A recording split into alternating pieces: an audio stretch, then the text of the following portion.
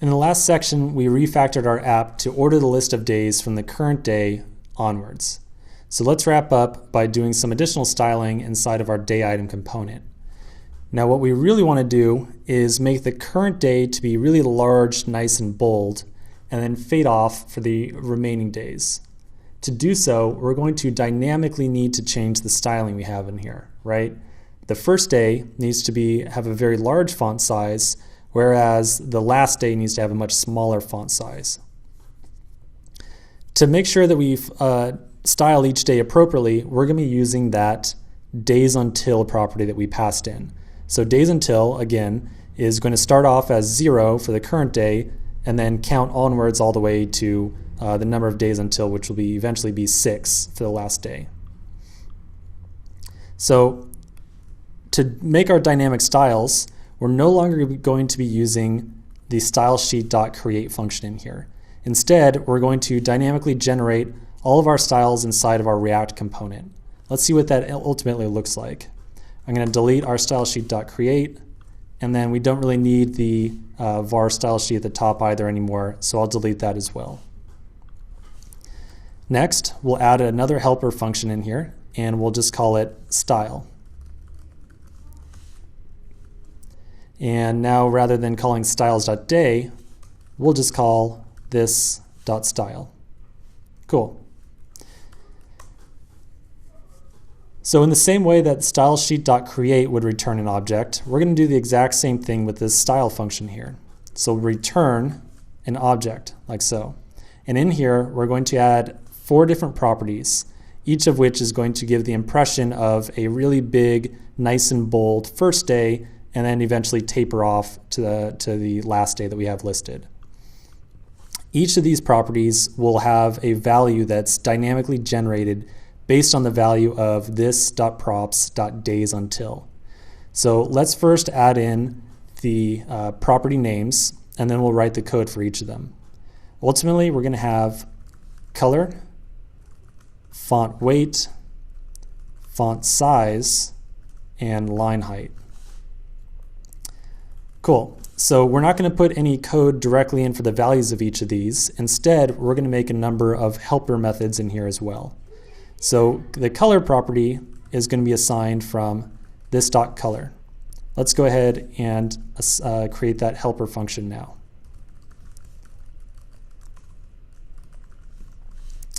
And from here, we're going to ultimately need to return a color. Now, the purpose of this color function is not actually to change the color so much as it is to return a different opacity. So we'll say var opacity is 1 divided by this.props.daysuntil. Now the opacity is basically how see-through is the text. So with a value of 1, we end up with a very solid looking piece of text, right? All the text we already have on here has an opacity of 1. As opacity gets closer to 0, so as it decreases, the text starts to get a little bit see-through over time. So over time, we're going to see a really big, nice and bold piece of text, and it's going to gradually fade out over time. And by the time it gets to Friday, it will be almost invisible. So to assign our opacity, we actually have to insert it into a RGBA string. So we'll say return RGBA 0, 0, 0, and then we'll close that and we'll insert opacity like so. So the end result here is something that looks like RGBA 0, 0, 0, and then over time it's going to start at 1, but then it's going to go down to say like 0.4, or excuse me, 0.5, 0.4, 0.3, fade out over time. The first 3 arguments in here are the RGBA, red, green, blue values. So given that they're all 0, they're all going to start out as solid black and stay that way even as the value of days until changes. So the next property we'll do is font weight. We'll say this dot font weight. Don't forget to add a semicolon on each of these, by the way. and we'll do our font weight. Now the font weight is essentially how bold the element is. So we want to start off with a really bold looking piece of text. So to do so, we'll say font or var weight equals, we'll do 7 minus this.props.days until. And then we'll say return weight times 100. So what's happening here is our font weight always has to be a multiple of 100. So 100, 200, 300, 400. As the number gets higher, it becomes more bold. So we want our first day, when this.props.days until is very small, to be very bold, in the high hundreds. But over time, as this.props.days until increases, it's going to go closer towards 100 or 0, right? So over time, as time goes on, that value is going to become closer to 0, but always in multiples of 100. Next, we'll do this.font size.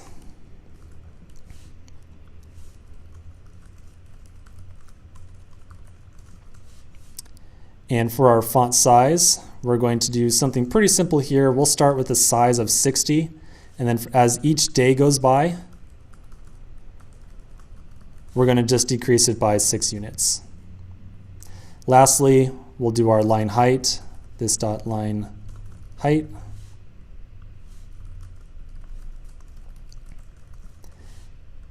And our line height will also just decrease over time. It will start as 70 minus 4 for every day that passes. Okay. By the way, line height is somewhat related to the font size. The font size is how big the text is. The line height you can kind of read as how much margin is there on top and below of the font itself. So the first entry, Saturday, will have, kind of be isolated, have a lot of spacing on top and bottom, but as time goes by, Friday will be, relatively close to Thursday.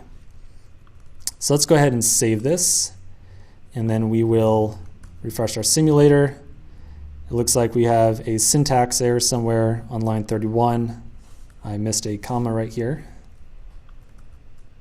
And cool, so this is looking pretty good. Our first day starts out super bold, super large, but as time goes on and this.props.days until starts to increase, we see eventually we get a nearly invisible because the opacity gets small, very small sized because the font size is small, and very skinny text because the font weight gets small as well. So this covers on how to create dynamic styles that change as our properties change. Just so it's entirely clear, I feel like the one part that I might have brushed over here, the reason that this.props.days until is changing is that for every day item that we're creating here, we're passing in a different value for days until. So we have 7 day items, one for each day of the week. And you can imagine that days until starts as 0 and then goes to 1 and then 2 and 3, 4, 5, 6, 7. So as we go down the list, our days until increases, and that's what generates our different styles. Awesome.